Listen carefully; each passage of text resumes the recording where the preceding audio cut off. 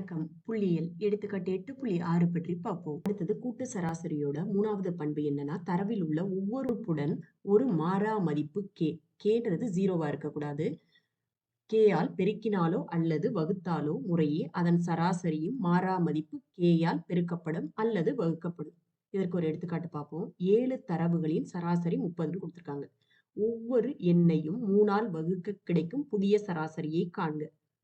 7 தரவுகள் கொடுத்திருக்காங்க. என்னென்ன தரவுகள் கொடுக்கல. ஸோ நம்ம x1, x2, x7 வரைக்கும் எடுத்துக்குவோம். அடுத்தது இந்த 7 தரவுகளோட சராசரியை கண்டுபிடிப்போம். x bar equal to x1 plus x2 plus x7 by உறுப்புகளோட எண்ணிக்கை 7. இதை நம்ம எப்படி எழுதலாம்? சிக்மா i equal to 1ல இருந்து n 7 வரைக்கும்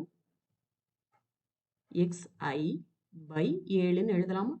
இதோட மதிப்பு எவ்வளவுன்னு கொடுத்திருக்காங்க? 30ன்னு கொடுத்திருக்காங்க. ஸோ நம்ம இப்போ i equal to 1ல இருந்து 7 வரை xi equal to இந்த 7 இந்த பக்கம் எடுத்துட்டு வந்தா பெருக்கலாம் மாறும். அப்போ 30 into 7 210 பெருக்கும்போது நமக்கு 210 கிடைக்கும். இதுதான் கொடுக்கப்பட்ட தரவுக்கான சராசரி. ஒவ்வொரு தரவையும் 3 ஆல் வகுக்கும் போது கிடைக்கும் புதிய சராசரியை கண்டுபிடிக்க சொல்றாங்க. இப்போ ஒரு தரவையும் 3 ஆல வகுக்கணும்.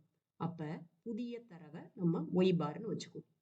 equal to ஒரு தரவையும் வகுக்க போறோம். அப்ப x1 by 3 plus x2 by 3 plus etc. x7 by 3 உறுப்புகளோட எண்ணிக்கை 7. ஒரு தரவுகளையும் நம்ம 3 ஆல வகுக்க போறோம். இதை நம்ம எப்படி எழுதலாம்? சிக்மா i equal to 1ல இருந்து 7 வரை xi by 3ன்னு எழுதலாமா? வகுத்தல்ல 7 இருக்கு. ஸோ இத சிக்மா i equal to 1ல இருந்து 7 வரை xi by 21ன்னு எழுதலாமா? ஏற்கனவே இதோட மதிப்பு என்னன்னு கொடுத்திருந்தாங்க? 210ன்னு கொடுத்திருந்தாங்களா? ஸோ 210 by 21 அடிக்கும்போது நமக்கு என்ன கிடைக்கும்? 10. அப்ப புதிய சராசரியோட மதிப்பு 10. புதிய சராசரி y பார் ஆனது பழைய சராசரி என்ன? x பார 3 ஆல வகுக்கும் போது x பார் எவ்வளவு? 30 by 3 equal to 10. கொடுக்கப்பட்ட தரவுகளுக்கான சராசரி 30. ஒரு தரவுகளையும் 3 ஆல வகுக்கும் போது நமக்கு கிடைக்கிற சராசரி 10. அப்ப புதிய சராசரி எப்படி கிடைச்சிருக்கு? பழைய சராசரிய 3 ஆல வகுக்கும் போது நமக்கு கிடைச்சிருக்கு. ஸோ நம்ம சொல்லலாம், தரவில் உள்ள ஒவ்வொரு உறுப்புடன் மாறா மதிப்பு k-யை வகுத்தால் அதன் சராசரியும் மாறா மதிப்பு k ஆல் வகுக்கப்படும். இதே போலதான் பெருக்கலுக்கும். பெருக்கலுக்கு நீங்க செஞ்சு பாருங்க. புக்ல முன்னேற்றத்தை சோதித்தல் கொடுத்திருக்காங்க. 10 தரவுகளின் சராசரி 48.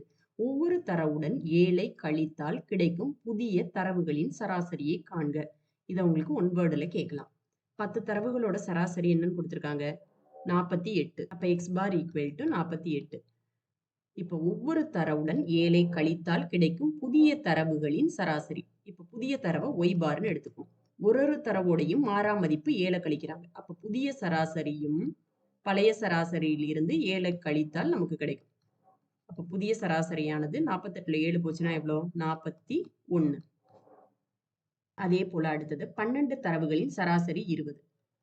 12 தரவுகளோட சராசரி 20ன்னு கொடுத்திருக்காங்க. ஒவ்வொரு தரவையும் 6 ஆல் பெருக்க கிடைக்கும் புதிய தரவுகளின் சராசரியை காண்க. ஒரு தரவையும் 6ன்ற மாறா மதிப்பால பெருக்குறாங்க.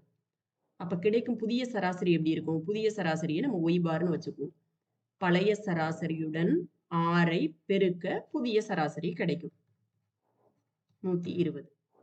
அதே போலதான் 30 தரவுகளோட சராசரி 16ன்னு கொடுத்திருக்காங்க. ஒவ்வொரு தரவையும் 4 ஆல வகுக்கிறாங்க. இந்த 4 ஆல வகுக்கும் போது கிடைக்கும் புதிய தரவுகளின் சராசரியை காண்க. 30 தரவுகளோட சராசரி 16. அப்ப புதிய சராசரியானது எப்படி இருக்கும்னா, பழைய சராசரியை 4 ஆல வகுக்கும் போது நமக்கு கிடைக்கும். இதற்கான விடை 4.